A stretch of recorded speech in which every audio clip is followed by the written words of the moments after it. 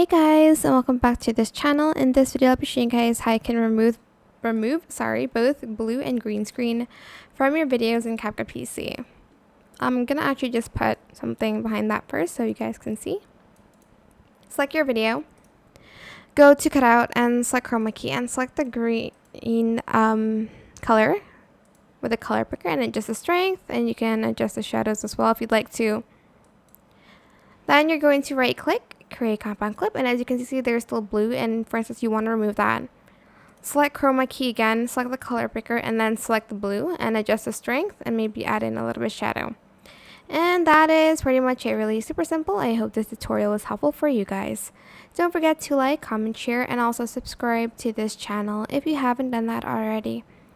If you have any more questions, just leave it in the comment section down below. I will try my best to answer them all for you guys. And if you found this video helpful, please click the thanks button above the description box down below. Thank you so much for watching. Bye!